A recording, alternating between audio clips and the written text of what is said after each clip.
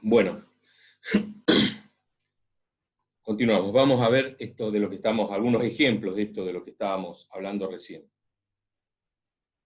Por ejemplo, un servicio que es característico y que prácticamente muestra que es característico de estas transformaciones de las que hablábamos recién, en el modo de ser satisfecho, tiene que ver con el servicio doméstico, cómo se satisfacía, por ejemplo, en el siglo XIX. Estas son campanas que estaban en los sótanos de las grandes casas de la clase alta o de la alta burguesía, y si sonaba alguna de estas campanas indicaba que alguien estaba llamando al mayordomo o a quienes prestaban el servicio doméstico desde una determinada estancia de la mansión. Había como un sistema de hilos, las campanas estaban en el sótano, que era el ámbito de trabajo, donde estaba la cocina, donde prácticamente transcurría la vida diaria de todo el personal que prestaba el servicio doméstico y que además vivía en la casa, pero vivía en la buhardilla arriba.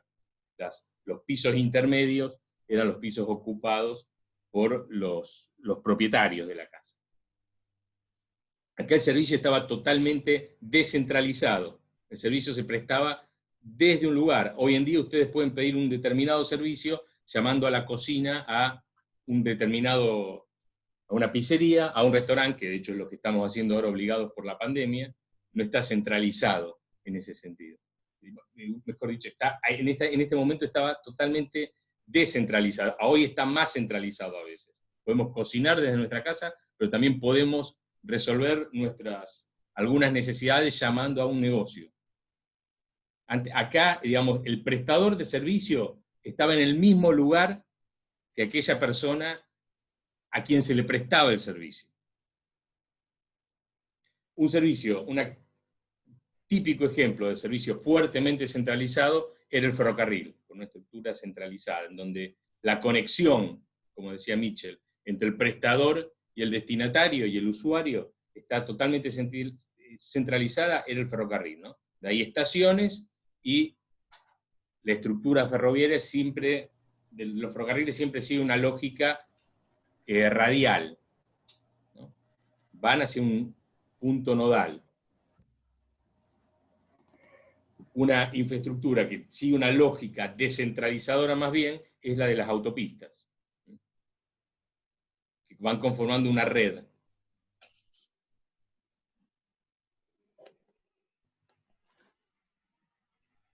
Y piensen en lo que hablábamos antes, lo que decía Bimonino de cómo se satisfacen las necesidades. El tren resuelve la necesidad de desplazamiento de manera colectiva. Todos nos subimos al mismo tren y llegamos al mismo lugar, así vayamos a distintas direcciones de una misma ciudad. El automóvil no, es puerta a puerta prácticamente. Yo decido a dónde voy, cuál es el punto de partida, cuál es el punto de llegada, y cómo voy. Por favor, apaguen micrófonos, salvo que tengan que hacer alguna pregunta. Otra instancia tiene que ver con las telecomunicaciones, que también ha sufrido este proceso de cambio en el tiempo. Pasamos del telégrafo al uso del teléfono. El telégrafo necesitaba de un código, no nos permitía hablar para mandar mensajes. El teléfono ya nos empezó a permitir hablar de manera directa, mandar el mensaje sin la intermediación y sin la utilización de un código que era manejado por especialistas. En realidad usamos un código, el lenguaje es un código, pero el código Morse que usaba el telégrafo era un código solamente conocido por algunos especialistas. Hay un proceso de descentralización en ese sentido, en el uso de este servicio, que cada vez se va haciendo mayor, sobre todo. Ya no necesitamos estar parados al lado de un cable donde haya un teléfono enchufado, podemos hablar en cualquier lugar. Con la internet pasa lo mismo. Cuando se inició internet también necesitábamos tener la computadora al lado de un enchufe y estar enchufados a un determinado cable, ¿no? Conectados con un cable. Ahora no. Ahora tenemos Wi-Fi. Hay procesos de descentralización que van caracterizando el modo en que se satisfacen determinados servicios. Esta es una evolución también muy interesante, la de los baños públicos. Ustedes tal vez no lo sabían, pero aún a principios del siglo XX, en gran medida, los baños públicos eran un servicio público, el bañarse. No todas las viviendas tenían una ducha, una bañera. Muchas veces el baño simplemente en un cuartito que estaba en el fondo de un patio y que resolvía una cuestión básica, que ya saben cuál es. Ahora, lo que es la ducha, el aseo permanente, no, la gente iba a un lugar, son las tarifas para el uso de los baños públicos en Santiago de las Vegas, en Cuba, en 1980. Hay tarifas si uno se quiere ir a bañar, etc. Esto es un edificio de baños públicos en Mendoza, en 1923. La gente iba el fin de semana con una toalla y se daba un baño. Por supuesto que había gente que tenía baños en la casa, pero no todo el mundo lo tenía. Esto empezó a ser algo más común a mediados del siglo XX. Y no en todas las sociedades, por supuesto. O sea, resolver esta necesidad de manera descentralizada. Lavar la ropa. Hay trabajos que estaban destinados a prestar determinados servicios y que han desaparecido con el tiempo. Son lavanderas en el río Manzanares, en España, también, a principios del siglo XX, finales del siglo XIX. Eran mujeres que se dedicaban a lavar la ropa de gente que les encargaba ese trabajo. Familias que le daban la ropa para que vayan a lavarla y la lavaban en el río. Hoy en día hay quienes satisfacen esa necesidad en su casa. Tenemos un caño que nos provee de agua, tenemos electricidad, tenemos lavarropas, tenemos un tendedero, a lo mejor. Y hay gente que no, que lo satisface de esta manera. Va simplemente probablemente muchos de ustedes, que a lo mejor no son de Rosario y están alquilando un departamento, y resuelven el problema de lavar la ropa yendo a una lavandería comercial. También se va diversificando el modo en el que se puede satisfacer una necesidad. Ya no hay una sola manera de satisfacerla. Hay distintas ofertas. Y eso tiene que ver con el proceso de individualización, como dinámica que hace a los procesos de modernización. Hay gente que requiere de este servicio, de una lavandería, y hay otros que no, que pueden hacerlo en su casa. El correo, otra forma de resolver una necesidad que prácticamente tiende a desaparecer casi, salvo que sea para el envío de encomiendas, ¿no? Pero ¿quién envía hoy un correo existiendo esto? Una carta. Pero incluso cosas como el teléfono han sufrido un cambio radical. Ustedes esto no lo vivieron, bueno, yo tampoco, salvo para la larga distancia. Originalmente uno no hablaba directamente con el número con el que se quería comunicar. Uno llamaba a una centralita, donde una operadora decía con qué número quiere hablar, y uno le decía quiero hablar con el número tal. Y esa persona te comunicaba con la persona con la que querías hablar. Quiero hablar con mi mamá, y esa persona llamaba a mi mamá. Me decía, su mamá no está, no atiende. Bueno, está bien, cortaba. Esta forma de satisfacer esta necesidad aún existía para larga distancia en la década del 70. Cuando uno quería hablar a otro país, uno no marcaba directamente como hacen ustedes ahora, con un código. Uno marcaba 2 ceros, había todavía diales, discaba 2 ceros, y lo atendía una persona y le decía larga distancia, y uno decía quiero hablar con tal país, con tal teléfono, en tal ciudad, etc. Esa persona te comunicaba. Eso cambió radicalmente. Y va evolucionando obviamente el soporte físico, ¿no? Pasamos de estos armatostes, que hoy tienen un valor nostálgico y se pueden todavía seguir comprando en mercados, a esto, a vernos incluso cuando hablamos con personas que están alejadas en otro continente. A esto, podemos hablar en cualquier lugar, ya no estamos atados, como decíamos antes, a un cable. Y de vuelta, este proceso de individualización, podemos elegir por qué medio nos vamos a comunicar, al que se acomode mejor a nuestra personalidad, a nuestros caprichos, a nuestras necesidades, etc. Y hace que obviamente determinados objetos pasen a ser parte del mundo de la nostalgia. Aunque probablemente al paso que vamos acá terminemos resucitándolos. Otro servicio, conocer el clima. En una época, para saber más o menos la temperatura que iba a ser o el pronóstico, teníamos que esperar a que llegase el diario en formato papel a nuestra casa. Y decíamos, bueno, hoy se supone que la mínima va a ser 33 y la máxima 37, y un 75% de humedad. Ahora podemos prender la televisión en cualquier momento, o mirar en YouTube, y ver el clima ahí, o verlo en nuestro teléfono cuando queremos, en el momento que queremos. O esto, que todavía sigue siendo, las distintas formas de generar energía eléctrica, ¿no? Desde los puntos de generación, centrales termoeléctricas, a carbón, geotérmicas, nucleares, centrales hidroeléctricas, ahí se genera la energía que se va trasladando y después se divide entre la energía consumida por la industria o la domiciliaria, la doméstica. Está centralizado, ¿no? La prestación de servicio está centralizada. Lo mismo ocurre con el gas. Bueno, de esto hablábamos la clase pasada, todavía estamos lejos de poder resolver todo con paneles solares o con otro tipo de energía, pero a medida que esto evolucione, probablemente lleguemos a un punto en el cual determinado consumo energético quede totalmente descentralizado y cada vivienda pueda resolverlo con sus paneles solares o su hélice de energía eólica, etc. Esto, lo que estamos viviendo en este momento. El uso de la biblioteca, digamos, Internet ha pasado a ser una gran biblioteca. Siempre decimos, es básicamente la biblioteca de Alejandría. Ustedes tienen en el bolsillo, con los celulares, tienen la biblioteca de Alejandría y a disposición, en cualquier hora del día, en cualquier momento, en cualquier lugar. Es cuestión de cómo lo aprovechen. Y esto que estamos haciendo ahora, ¿no? Clases, específicamente. Esperemos que poder volver a lo que nos muestra el esquema de arriba, las clases presenciales, pero probablemente volvamos a una situación donde combinemos clases presenciales con clases a distancia. Van cambiando los modos y se van adaptando a las necesidades del momento, por supuesto.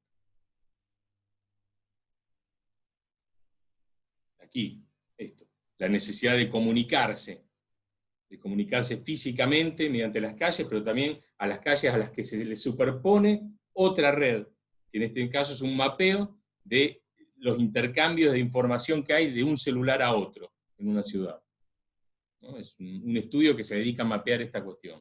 Los puntos que vemos más altos no son torres de iglesias, sino son puntos a donde llega mayor cantidad de información. A lo mejor es una persona que está recibiendo mucha información constantemente.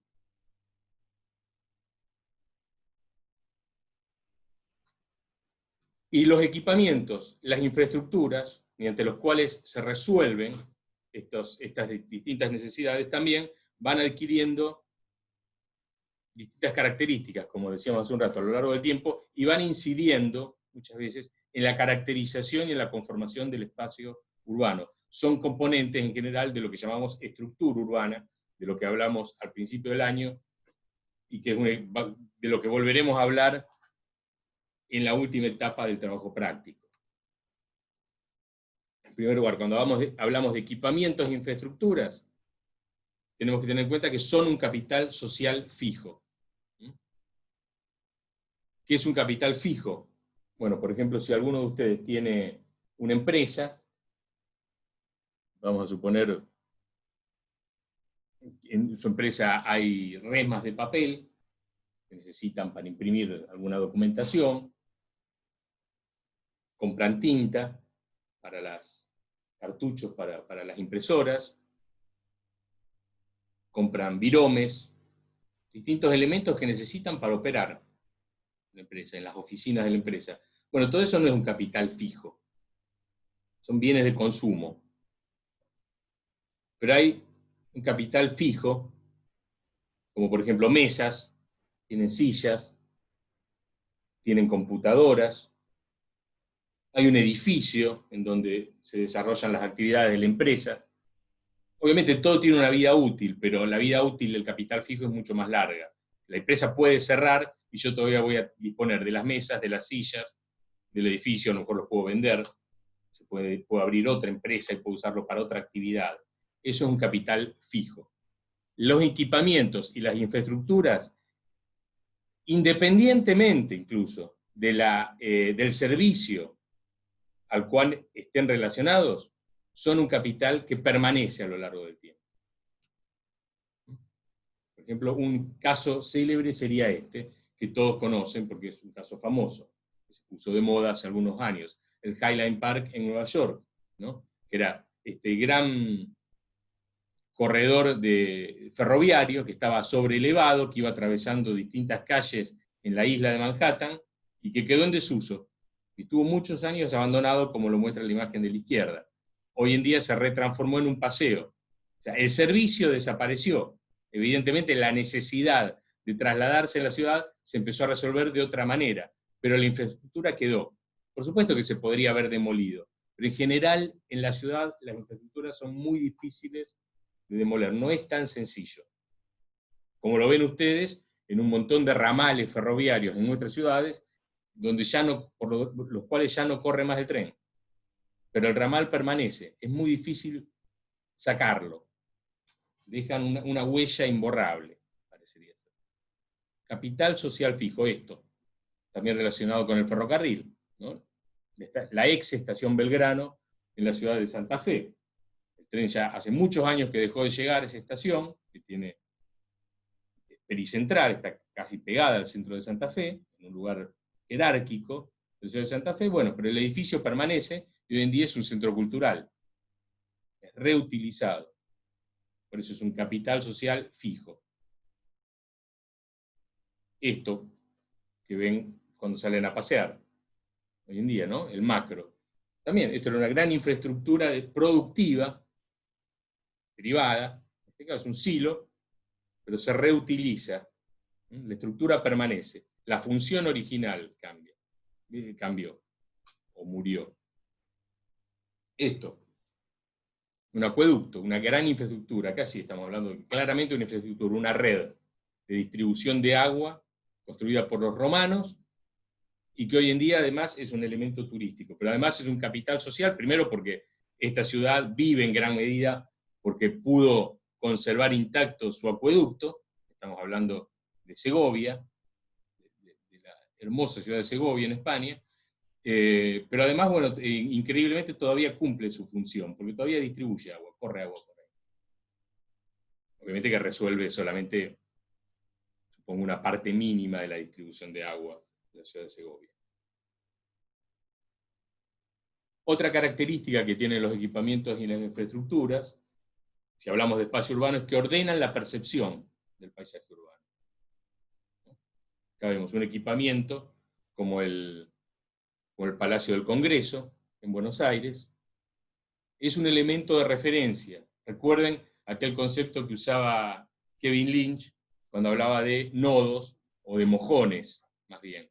El mojón es un elemento de referencia dentro de la estructura visual del espacio urbano. Si ustedes vivieran a 2 cuadras del Congreso de Buenos Aires y invitan a alguien a su casa, dicen, ¿dónde vivís? Vivo a 2 cuadras del Congreso. No dicen, vivo al lado de 2 cuadras de este edificio que está pintado de blanco, que está justo enfrente de la plaza del Congreso. Eso no es un elemento de referencia. Los equipamientos, los grandes equipamientos suelen operar como elementos de referencia. Vivo enfrente de la municipalidad, vivo enfrente de tal estación. Son elementos ordenadores y están pensados muchas veces así. Acá vemos el edificio de la Facultad de Medicina en Rosario, se construyó mucho antes de que Avenida Francia estuviese consolidada, o más o menos consolidada, en ese tramo casi final, ¿no?, de su recorrido. Pero estuvo pensado como un edificio que tenía que rematar una gran avenida. Acá. Hospitales, que funcionan casi como elementos de referencia de todo lo que hay alrededor. O equipamientos privados, o puede ser un equipamiento cultural, como el Museo Guggenheim, que se ha transformado a posteriori en un elemento de referencia. La ciudad preexistía, acá es lo contrario a lo que ocurría en el caso que veíamos antes de la Facultad de Medicina en Rosario. La ciudad, el tejido ya estaba, el tejido residencial. El equipamiento se colocó, se construyó después, pero cuando se colocó se transformó en un elemento de referencia. Esto, el puente colgante a la llegada de la ciudad de Santa Fe, si vamos desde Paraná. Es un elemento de referencia para cualquier santafesino, y además tiene una carga simbólica como tal. Es una infraestructura de la movilidad. O acá, en otra escala, la conexión Rosario-Victoria, vamos al río y vemos, desde el centro ya lo podemos ver, ¿no? A las estructuras que conforman esa conexión. Son elementos de referencia. Incluso en nuestra ciudad está marcando prácticamente dónde termina la ciudad y dónde comienza otra ciudad al norte. Es casi el límite municipal, prácticamente. O a veces en otra escala, ¿no? Como vemos aquí en la Quinta de Malagueira, este barrio tan interesante de residencial proyectado por Álvaro Siza, en Portugal, y vemos a lo lejos esta especie de puente, con una ventana circular, que en realidad es el acueducto. Por ahí corren los caños de distribución de agua. En vez de enterrarlos, los dejó elevados como si fuera una vieja ciudad romana. Y uno ve eso como un elemento de referencia, una gran infraestructura. Otra característica que tienen los equipamientos de infraestructura es que cualifican el uso de la ciudad. Por ejemplo, podemos hablar de áreas de la ciudad que cuentan con distintos servicios, ¿no? Acá, este plano, tomado del Infomapa hace algunos años, cada color indica, estamos hablando de acá el servicio de desagües cloacales y desagües pluviales. Nos muestra sectores de la ciudad que cuentan con desagüe pluvial y desagüe cloacal, sectores de la ciudad que cuentan con uno solo de esos servicios, y sectores que no cuentan con ninguno de los dos. La provisión de ese servicio cualifica el entorno urbano.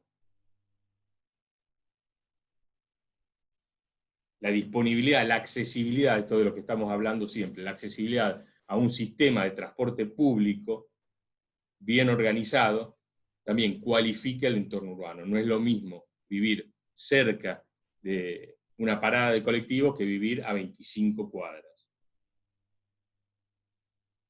La distribución de determinados servicios que hace tiempo no eran considerados como tales. Esto es la cobertura de Internet, de Wi-Fi.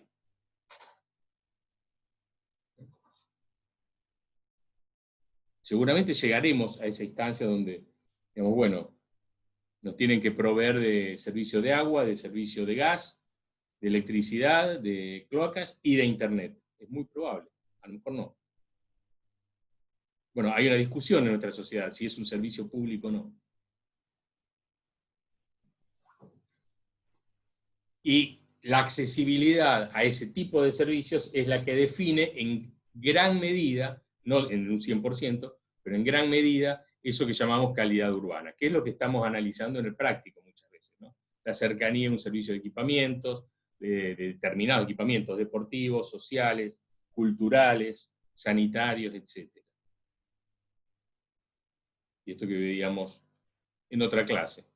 Provisión de servicios, por ejemplo, en Arroyo Seco, de espacios verdes, equipamientos educativos, radios de incidencia de equipamientos sanitarios, equipamientos recreativos, y la superposición. Los equipamientos y su radio de incidencia también cualifican el espacio urbano. No es lo mismo vivir en un área en donde estoy dentro del radio de incidencia de todos estos servicios, que en un área donde a lo mejor estoy dentro del radio de incidencia de uno o dos solamente de estos servicios. Cualifican el espacio público, sí, porque lo modifican, cambian el valor. Donde antes había un estacionamiento y un entorno urbano relativamente degradado, en pleno centro de París, la construcción de un equipamiento cultural y un ícono de la ciudad de París hoy en día, como el Centro Pompidou, recualifica todo el entorno, lo transforma, genera nuevas dinámicas, donde antes a lo mejor no había interés en renovar o modificar un edificio, construir un negocio en una planta baja. Desde la construcción de este equipamiento, a lo mejor ya hay muchos comerciantes a los que les interesa tener un negocio en las cercanías. se revaloriza la propiedad. Esta fue la estrategia que siguieron, por ejemplo, en la ciudad de Medellín, en intervenciones en barrios marginales, donde dijeron, bueno, la estrategia no va a ser únicamente construir viviendas nuevas, de hecho no se construyeron tantas viviendas nuevas, sino trabajar sobre el espacio público y dotar de equipamientos a esos barrios. En este caso, una biblioteca, que hoy por hoy está, por lo que tengo entendido, bastante deteriorada, lamentablemente. Esto, la modificación de esa infraestructura de la que hablábamos antes, la red vial, entendida como infraestructura, modifica el entorno urbano, lo recualifica. Simplemente una intervención mínima, como la peatonalización de una calle, cambia el entorno urbano. Estoy operando sobre uno de los componentes de la red vial, entendida como una infraestructura. Incluso sutilezas así, esto lo tomé porque me parecía casi un chiste, pero de un diario español, de Ribadesella, en Asturias, donde los vecinos se quejaban por el cambio de luz en el espacio público, que decían que les gustaba más la luz cálida que la luz fría que le pusieron después. Bueno, eso es una sociedad que ya tiene muchas de las necesidades básicas satisfechas, y se puede dar el lujo de tomar como una necesidad muy importante una cuestión estética, y yo aplaudo eso. Y ojalá algún día nosotros podamos quejarnos de esto también, decir, la luz cálida me gustaba más, vuelvan a la luz anterior. Pero bueno, ¿qué estamos hablando? De cualificación del entorno urbano, operando de vuelta sobre una infraestructura, como es la calle. Pero además los equipamientos en las infraestructuras condicionan, cualifican, esto es una pequeña sutileza, pero condicionan el espacio urbano. ¿En qué sentido? Bueno, acá podríamos decir, lo cualifican negativamente, lo separan, lo fragmentan. La existencia de estas grandes infraestructuras de la movilidad siempre suponen un problema de articulación con los tejidos preexistentes, con los tejidos residenciales. Acá, fragmentan, separan sectores de la ciudad, sector de la ciudad legal, podríamos decir, y de la ciudad informal. La existencia de una gran infraestructura, que era de protección, como una muralla, separa lo que es la ciudad histórica, en el caso de Lucca en Italia, de las expansiones ulteriores que fue sufriendo la ciudad. Determina un sector urbano y los diferencia de otro. La existencia de un equipamiento, en este caso la terminal de ómnibus, que muchos reconocerán, en Rosario, es fundamental ¿para qué? Para que cualificar la calle, en este caso la calle Santa Fe, como una calle comercial. Todos esos comercios que se instalan en Santa Fe, pizzerías, bares, hoteles, kioscos, se instalan ahí porque enfrente está la terminal. O sea que incide en la conformación del espacio urbano. Acá, la existencia de grandes infraestructuras, como puede ser el ferrocarril, suponen, o la Ruta 11, suponen bordes urbanos. Acá un borde que casi frena el proceso de expansión urbana hacia el oeste, y acá un borde que dificulta la conectividad entre los sectores que están frente al río y los sectores que quedan encerrados entre la Ruta 11 y las vías del tren. Y esta imagen que veíamos en otra clase también. En el fondo, las infraestructuras, si las vemos como el hardware, acá podríamos ver el trazado urbano, pero podríamos incluir infraestructuras que no vemos, tendidos de distribución de agua, de electricidad, de gas, de cloacas, etcétera, son el soporte que tiene que dar respuesta a la construcción y a la densificación de la ciudad. Y ahí está la cuestión esta de que condicionan el proceso urbano. Si yo no tengo posibilidad de proveer servicio de electricidad a una determinada densidad poblacional, bueno, no debería aumentar la densidad, justamente, que es lo que vemos. Bueno, últimamente no lo hemos visto tanto, pero algunos veranos hemos sufrido esa cuestión, donde hay una sobrecarga de la demanda de electricidad por el uso de aire acondicionado y salta la electricidad, nos quedamos sin electricidad. Bueno, problema de eso. Tenemos que empezar a ver estas infraestructuras e incluso los equipamientos como un soporte, que me va a determinar cuál es el grado de densificación o el tamaño de una población que pueden ser soportados por esos equipamientos y por esas infraestructuras. Y llegando al final, los equipamientos de las infraestructuras promueven también procesos de urbanización. La existencia de una ruta, por ejemplo, la construcción de una ruta, en California, en la primera mitad del siglo XX, genera un proceso de urbanización en su cercanía. Transforma, es una infraestructura que abre la posibilidad de que el suelo rural, en este caso, se transforme en suelo urbano o suburbano. Y lo mismo aquí, la existencia de este corredor, de esta avenida, anillo periférico, en Ciudad Satélite, en México, posibilitó la urbanización del entorno. Un entorno que era desértico prácticamente, rural, a un entorno urbano. O acá, como la macroforma en el área metropolitana de Rosario está condicionada y los procesos de expansión de la planta urbana fueron habilitados y alentados por la existencia de determinadas infraestructuras, ¿no? Hacia el oeste, la Ruta 9, a la cual están atadas la existencia propia de localidades como Funes o Roldán, o hacia el norte, la existencia de la Ruta 11, que lleva hasta Santa Fe, o de las vías del tren, que son la causa de la existencia de una serie de ciudades que son las que conforman el cordón norte industrial de Rosario: Granadero Baigorria, Capitán Bermúdez, Fray Luis Beltrán, San Lorenzo, Puerto General San Martín, y todas las infraestructuras portuarias. Generan procesos de urbanización alrededor de estaciones de tren. Esta es una historia típica que podemos ver en todas nuestras ciudades, en ciudades norteamericanas. Cuando se instala el tren, alrededor de las estaciones, no siempre, pero muchas veces, se fueron conformando ciudades. Ciudades que muchas veces llegaron a ser grandes ciudades, o ciudades que no pasaron de ser más que pequeñas poblaciones, como el caso de Villa Cañas, en el sur de la ciudad de la provincia de Santa Fe, ¿no? Suelo rural, propiedad de Juan Cañas, que cuando se instaló el ferrocarril, bueno, decidió alrededor de la estación lotear, subdividir parte de su propiedad y venderla. Y ahí se conformó una pequeña ciudad, que es Villa Cañas. O sea, la instalación de una infraestructura promovió un proceso de urbanización. Aquí, la existencia de Pérez,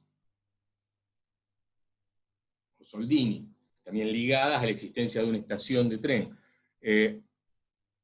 Manuel de Solá Morales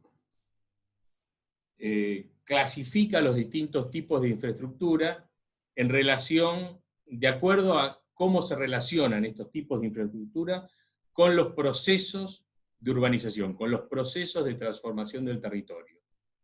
Él dice, por ejemplo, que los ferrocarriles, él los llama infraestructuras de explotación.